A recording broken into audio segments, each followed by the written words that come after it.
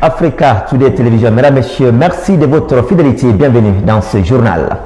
L'opposition républicaine a effectivement marché ce mercredi 2 août 2017 comme prévu de Koza à Dixine Terrasse. Un millier de militants et sympathisants de l'opposition républicaine ont accompagné leur leader en traversant le rond-point de Bambeto Amdalaï pour chuter à Dixine. C'est à cet endroit que Cellou Dalein Diallo et ses pairs ont livré leur discours de dénonciation. Le film avec Soare Boubacar. Le cortège du chef de file de l'opposition républicaine et les leaders politiques qui l'accompagnent a quitté Dixine aux environs de 11h15 ce mercredi. Après 3 minutes de route, le cortège trouve un impressionnant dispositif policier au carrefour Bellevue. El Hadj Cellou Dalein Diallo marque une courte pause et prend langue avec le directeur national de la compagnie mobile d'intervention et de sécurité dans une ambiance de convivialité. Sous les applaudissements des militants, le cortège s'ébranle vers Koza, le point de départ. Au fur et à mesure que le groupe avance, la foule s'agrandit. Arrivé à Bambeto, une minute de silence a été observée à la mémoire des militants enterrés au cimetière de ce quartier. Occupant les deux voies de la rue sans incident majeur, Cellou Dalein Diallo ici arrive au terminus pour livrer les messages. À tour de rôle, ces leaders ont dénoncé ce qu'ils considèrent comme maux du pays. Papa Koli Kourouma lui déclare que plus question d'attendre Alpha Condé pour manifester. Habituellement, quand on dit qu'on marche, quand il n'est pas là, on dit on attend. Il s'est dit, bon, si je pars, je vais attendre. Maintenant, on n'attend pas. Vous avez répondu massivement. Vous avez répondu massivement à l'appel de l'opposition républicaine. Vous avez répondu massivement à l'appel du chef de file de l'opposition. C'est une réponse sanglante à la mauvaise gouvernance de M. le professeur Alpha Condé. Aluseni Makaneraka qui a quant à lui estimé que le choix porté sur l'actuel président constitue une déception. Notre déception aujourd'hui n'a de limite que l'espoir que nous avons eu en fondant notre choix sur le supposé candidat au même propre, professeur Alpha Condé. Quant au chef de file de l'opposition, après avoir égrené une liste d'états du régime, Cellou Dalein Diallo déclare qu'à travers cette mobilisation, le peuple a choisi de prendre ses destinées en main. Nous avons décidé, peuple de Guinée, de prendre désormais notre destin en main et de refuser cette dictature. Oui, le peuple de Guinée a montré aujourd'hui qu'il est attaché à ces revendications qui sont celles liées à l'amélioration des conditions de ses enfants. Personne ne peut dire que l'opposition est isolée. Exprime fidèlement ce que ressent aujourd'hui le peuple de Guinée, et le peuple de Guinée vient de le prouver par rapport à la gouvernance de M. Alpha Condé. Par ailleurs, Cellou Dalein Diallo a, sous les ovations des militants, pris un engagement solennel de ne plus accepter la fraude électorale. Un mort, des blessés dont un dans le coma et une forte présence des mineurs dans le cortège, c'est le premier bilan qu'ont dressé de cette marche les observateurs déployés par la société civile guinéenne. Hormis ces éléments, les acteurs de la société civile à 17h se sont félicités du déroulement de la marche de l'opposition. Suivez. C'est dans le souci de veiller au déroulement de ces mouvements de revendication de l'opposition républicaine qu'une équipe d'observateurs formée en technique de meeting et de marche a été constituée. Déjà dès 7 heures, ces observateurs ont été déployés sur le terrain avant l'entame de la marche. Du carrefour Koza à l'esplanade du stade du 28 septembre en passant par Bambeto, ces témoins ont battu le pavé en compagnie des marcheurs. Des conclusions portent à croire qu'il y a eu des cas d'accident dus à l'imprudence de certains motards. Il y a un incident entre deux motards au niveau de la zone Yariwada qui a occasionné la blessure de 4 à 5 personnes, dont l'un vient de succomber à ces blessures. Et nous présentons toutes nos condoléances à la famille éplorée et que le Seigneur accueille le défunt dans son paradis céleste. Par ailleurs, Gabriel Haba en appelle à la collaboration des agents de sécurité et parents pour éviter dorénavant que les tout-petits assistent à ces marches. Ce que nous voulons recommander aux forces de l'ordre, c'est leur implication dans le but qu'il y ait d'interaction entre les forces de l'ordre et les organisateurs dans le but de réduire la participation des enfants à ces manifestations et demander aux parents de faire en sorte que quand il y a les marches ou les manifestations, éviter que les enfants soient beaucoup dans les marches, parce que c'est très risqué. À travers cette marche, la société civile guinéenne en tant qu'observateur joue le rôle d'interface entre les partis politiques et l'État. Une présence qui pourrait également dissuader les velléités de violence, a déclaré l'un des observateurs. Ça, c'était le reportage de Oumar Sow. Consécutivement à cette manifestation de l'opposition républicaine, le grand marché de Madina est resté aujourd'hui sans son ambiance habituelle. Sur place, seuls quelques magasins et boutiques ont ouvert en plus des étalagistes. Quant à ceux qui ont fermé, évoquent la peur de l'insécurité. L'autre groupe qui a ouvert se défend par la recherche du quotidien pour leur famille. Du marché de Madina, le constat de Diao Bachir. Ce mercredi, dans le plus grand centre de négoce, la plupart des grandes boutiques et magasins sont restés fermés à cause de la journée de manifestation organisée par l'opposition républicaine. Cette physionomie plus ou moins morose du marché Madina s'explique selon Abdoulaye Sissoko, marchand, et Alassane Traoré, magasinier, par la peur. Aujourd'hui, il n'y a pas de mouvement. Tous les lieux sont moisis. Regarde, tous les magasins là, c'est fermé. Il n'y a pas de travail. Là, tout le monde est peur. Il y a certains qui ont envie d'ouvrir leur boutique, mais ils ont peur d'ouvrir leur boutique. Or que s'il n'y a pas de mouvement, on n'a pas gagné notre dépense. Il n'y a rien. Les gens ont eu peur. Quand il y a une manifestation, personne n'ose de venir. Voyez. Une atmosphère qui n'empêche pas pourtant Mamadou Saïdou Bari d'étaler ses articles pour, disent-ils, subvenir aux besoins quotidiens de sa famille. On a trouvé tous ces magasins fermés. J'ai jugé nécessaire de venir étaler mes articles pour nourrir ma famille.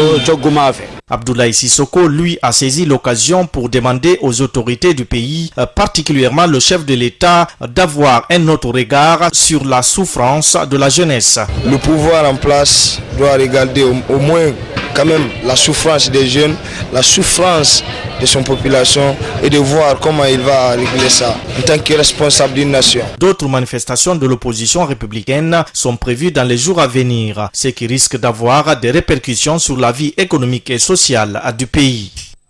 Sur les questions justement qui font l'objet de revendications, donc de manifestations, le gouvernement, par la voix de son porte-parole, a apporté ce matin des précisions. Invité de l'émission La Tribune de l'Actualité Plus, Damantan Albert Camara a laissé entendre que les points de l'accord du 12 octobre 2016 sont bel et bien en cours de mise en exécution. Le code électoral est promulgué et l'indemnisation des victimes de pillage est aussi en phase de recensement des ayants droit. Ça, Alou Yambouno, décryptage. Rien n'a pu empêcher l'opposition de battre le pavé ce mercredi. 4 points essentiels expliquent les raisons de cette marche de Cellou Dalein Gallo et ses pairs. Les manifestants dénoncent en premier le respect de l'accord du 12 octobre 2016. Sur ce point, le gouvernement reconnaît des blocages à certains niveaux, mais pour lui, le plus important reste sa volonté de sortir le pays de cette crise qui perdure. On est dans une logique de mise en exécution de ce protocole, une mise en exécution normale, avec des fois des blocages et des difficultés, comme il en arrive dans toutes les actions. Il n'y a pas lieu de s'offusquer, de s'émouvoir outre mesure. Le plus important est de savoir si la volonté d'appliquer ces accords est présente.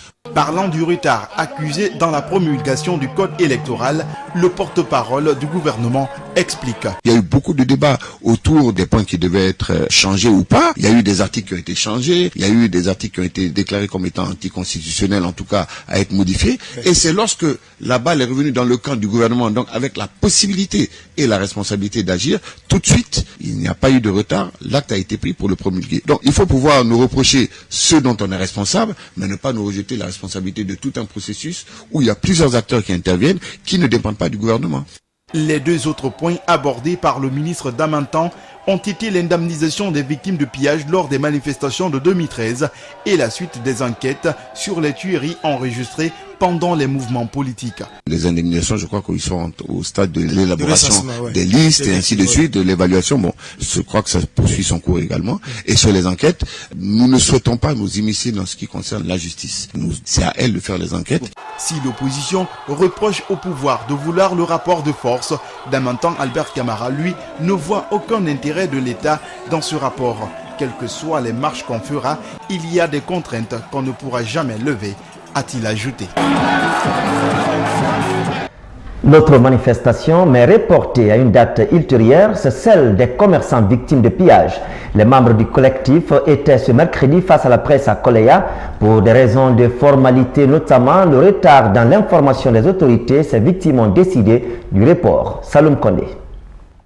Il y a un peu plus d'une semaine, les membres de ce collectif se sont montrés déterminés quant à la réussite de cette manifestation qui a été différée ce mercredi à une date ultérieure. À en croire le porte-parole de ce mouvement, plusieurs raisons expliquent ce report.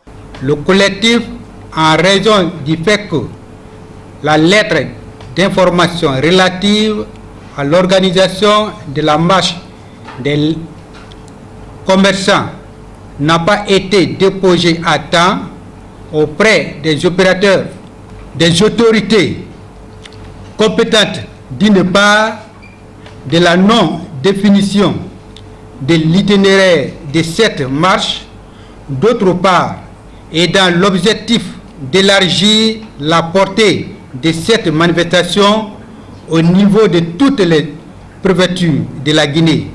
Ce collectif a aussi déploré lors de cette rencontre avec la presse ce mercredi le comportement d'une société téléphonique de la place qui aurait diffusé des SMS relatifs au report de la manifestation du 3 août 2017. Nous démentissons vraiment d'avoir contacté Areba pour dire que vraiment nous avons annulé la marche. Et cette démarche d'une société de télécommunications ne rentre pas dans le cadre de bien gérer et de satisfaire vraiment leurs abonnés. Nous insistons que nous n'avons jamais rencontré Areba, que si ça se reproduit, nous allons traduire cette société en justice. Ce mercredi, dans l'émission La Tribune de l'Actualité Plus sur Chéri FM Guinée, le porte-parole du gouvernement Damantan Albert Camara a fait savoir que le recensement des commerçants victimes des pillages des manifestations de 2013 suit bien son cours normal. Mais faut-il insister que cette procédure n'explique en aucun cas le report de cette manifestation?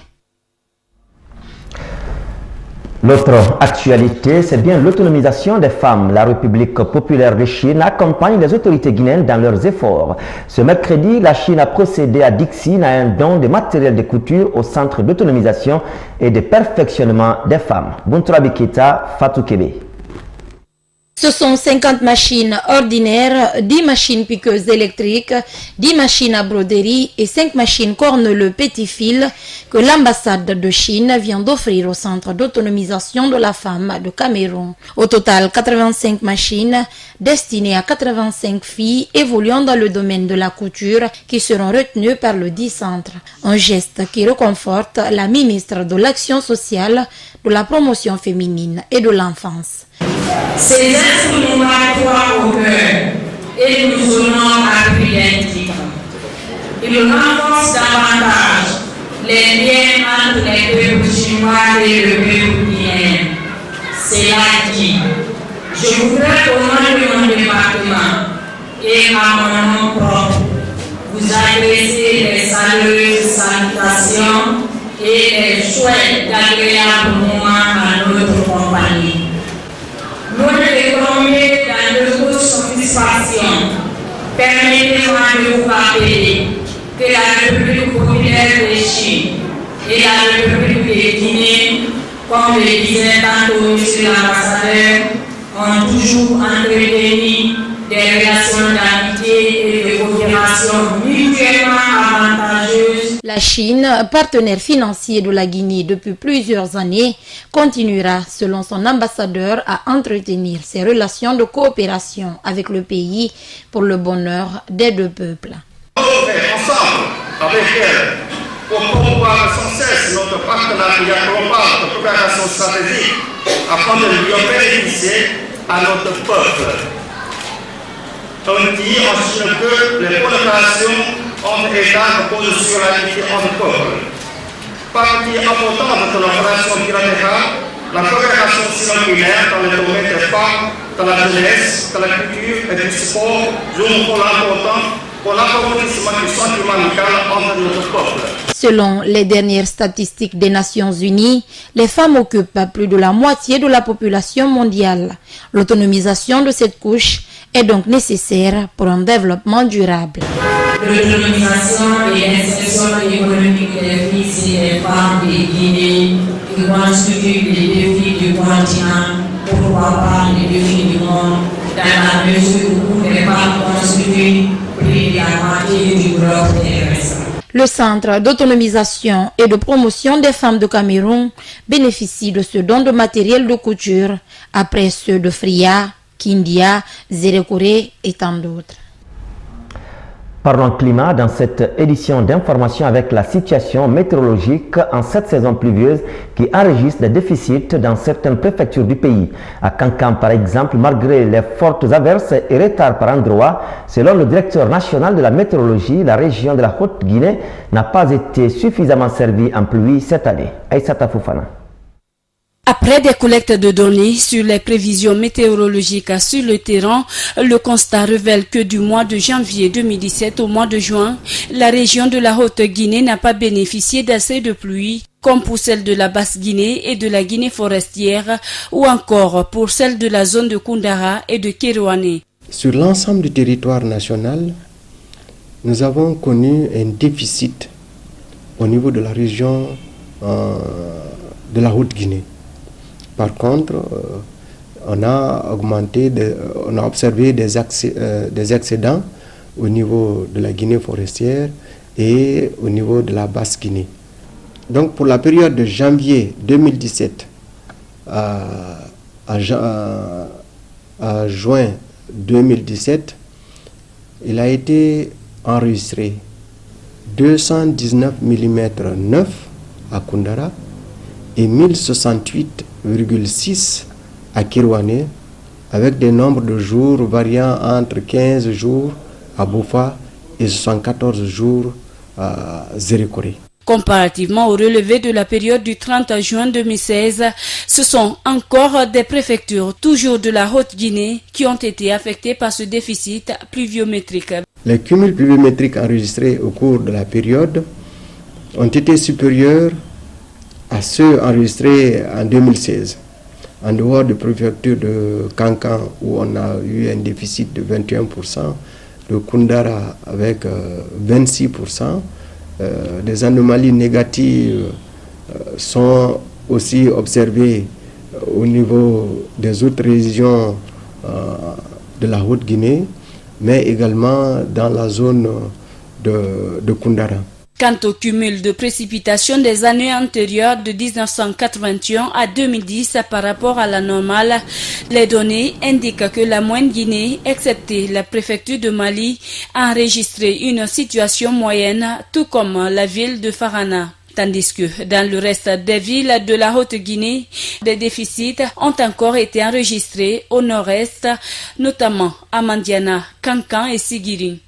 D'où la nécessité, d'après certains spécialistes et observateurs, de réinstaurer la loi FRIA en vue de lutter efficacement contre le dérèglement climatique. Cette politique pourrait aussi permettre à ces zones arides de recevoir en moyenne des quantités abondantes de pluie pour une régénération des végétations.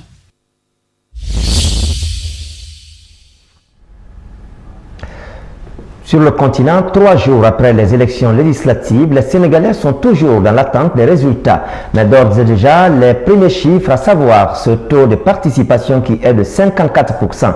Et du côté de l'Union africaine, qui avait ses observateurs sur le terrain, l'organisation valide le scrutin, mais avec quelques réserves en lien avec des irrégularités dans l'organisation du scrutin. Suivez. 14 parlementaires originaires de différents pays du continent, la mission du CIP UEMOA s'est déployée dans des localités comme Dakar, Pikine, Rufisque, Thiès, Fatick, Diamniadio et Bambey. Objectif, superviser le bon déroulement du scrutin de ce dimanche 30 juillet.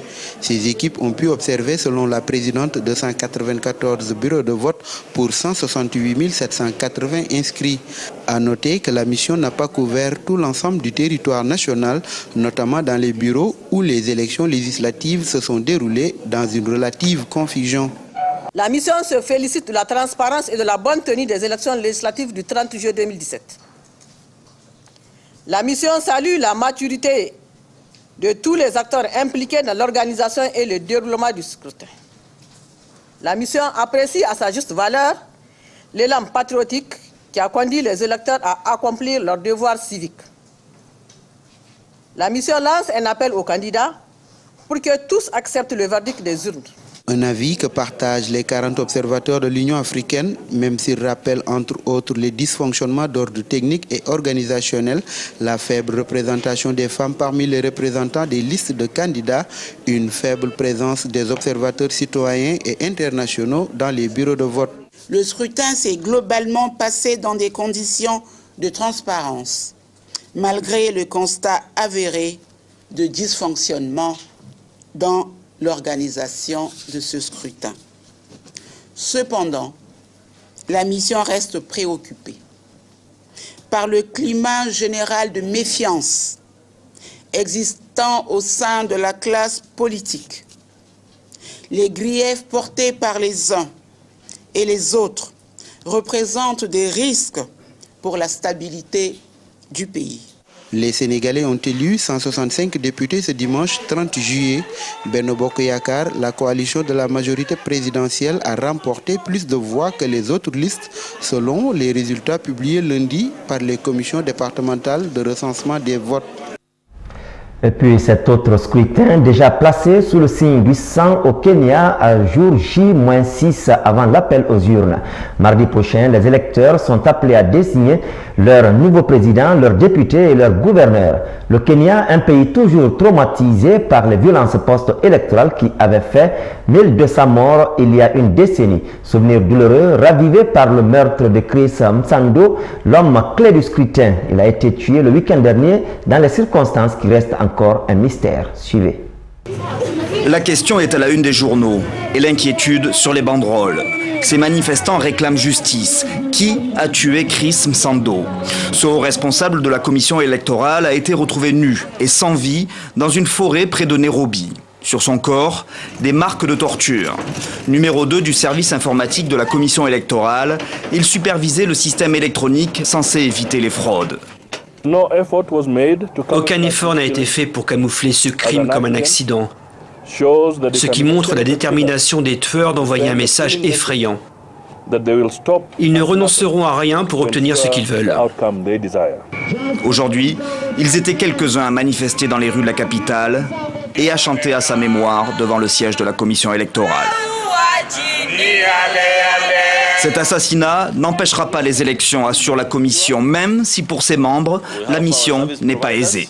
Il est vrai que certains d'entre nous reçoivent des menaces de différentes formes, et c'est pour cela que nous avons déjà dit que nous devons garantir la sécurité de nos officiers, surtout à l'approche des élections. Pour ce scrutin où sera notamment élu le président du Kenya, l'opposition craint des fraudes, comme elle l'avait dénoncé lors de celui de 2013. Le duel à l'époque était le même, Raila Odinga ou Uhuru Kenyatta. C'est Kenyatta qui l'avait emporté. À quelques jours du vote, les Kenyans préfèrent retourner dans leur village, plus sûr. Ils ont tous en mémoire le scrutin de 2007, des élections considérées par beaucoup comme frauduleuses et qui avaient plongé le pays dans le chaos. 1100 personnes avaient alors été tuées. Le déficit énergétique, une problématique majeure, notamment au Burkina Faso, où seulement 16% de la population burkinabé ont accès à l'électricité. L'ouverture du marché au secteur privé est l'une des solutions sur lesquelles mise actuellement le gouvernement burkinabé. Suivez. Avec seulement 19% de taux de couverture en électricité, le Burkina Faso reste confronté à un important déficit énergétique. Pour faire face à la demande qui supplante largement l'offre de la Société nationale d'électricité, une loi votée en avril 2017 à l'Assemblée nationale autorise désormais la production de l'électricité sur l'ensemble du territoire national par les opérateurs privés. Elle implique une ambition de production de plus de 10 milliards. Cette loi également définit les sanctions applicables dans le domaine du secteur de l'énergie, ce qui n'existait pas avant. Donc, ça veut dire qu'à travers cette loi, il pourra y avoir des textes qui vont réglementer, par exemple, l'entrée de matériel de qualité, haute performance énergétique, par exemple, des appareils qui ne consomment pas de l'énergie. Et cette loi va permettre de prévoir des dispositions pour permettre de contrôler le marché. Favorisant l'ouverture à la concurrence, cette loi s'inscrit en droite ligne de la nouvelle orientation politique à donner au secteur de l'énergie. Mieux encore, elle permet au pays de faire l'économie des investissements colossaux qui y sont alloués et d'amorcer une transition énergétique à même d'exploiter les ressources naturelles, tout comme le potentiel solaire estimé à 6 kWh au mètre carré par jour, soit une énergie brute d'environ 1500 GWh. Nous faisons un état des lieux pour pouvoir mieux orienter donc les actions du programme présidentiel. Nous voyons que le tableau est noir, aussi bien au niveau des énergies renouvelables que de l'efficacité énergétique. D'abord au niveau des énergies renouvelables. Si nous prenons le potentiel le plus énorme qui est le solaire, nous sommes tous témoins aujourd'hui du marché du solaire au Burkina, que ce soit les sources d'importation, que ce soit l'itinéraire même de l'importation, que ce soit les fournisseurs au plan local, que ce soit les installateurs, ou que ce soit donc la qualité du matériel. En 2016, et selon les chiffres officiels, 45% des Burkinabés étaient abordés au réseau électrique national interconnecté. Avec des besoins de consommation de plus en plus élevés, le pays prévoit déjà, en plus de la Côte d'Ivoire, d'importer 400 MW d'électricité à partir du Ghana et du Nigeria. Un rappel, le Burkina Faso table sur un taux d'électrification nationale de 85% d'ici à 2020.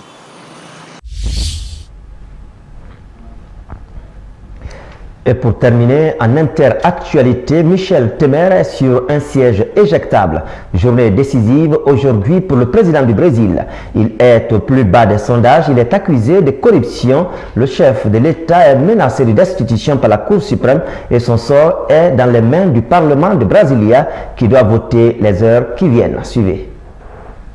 Quelques heures avant ce vote crucial, Michel Temer apparaît droit dans ses bottes, en apparence sûr de lui. Le Brésil ne peut pas s'arrêter et ne s'arrêtera pas tant que cela dépend de votre président. Soyez assurés, je ne manquerai ni de volonté ni de courage nécessaires pour effectuer des réformes et améliorer les choses. Un message sans doute adressé aux députés, car ce sont eux qui vont décider de son sort. À la majorité des 2/3, ils peuvent décider de renvoyer le président, accusé de corruption, devant la Cour suprême. Et ainsi peut-être l'écarter du pouvoir. Mais Michel Temer semble sûr de ses soutiens et l'opposition du coup veut boycotter le vote et jouer la montre. Nous ne voulons pas rendre les choses faciles pour le gouvernement. Nous ne viendrons pas. Donc, il n'y aura pas assez de personnes pour le vote. Nous allons faire en sorte de ne pas atteindre le quorum jusqu'à ce que nous ayons assez de soutien pour le faire partir. Il y a quelques semaines, le rapporteur de la commission parlementaire s'était prononcé pour l'ouverture d'un procès, en s'appuyant notamment sur 7 enregistrements audio où Michel Temer envisage d'acheter le silence d'un député, et cette vidéo où l'on aperçoit un de ses proches collaborateurs recevoir une valise de billets. Le président brésilien est soupçonné d'être le vrai destinataire de 130 000 € de pots de vin en provenance d'un géant de l'agroalimentaire. Il est aujourd'hui un président archi-impopulaire avec seulement 5% d'opinion favorable dans le pays. Voilà, mesdames, messieurs, www.tamtamguinée.com, c'est le site sur lequel vous pouvez continuer à regarder cette édition. Merci de votre attention et au revoir.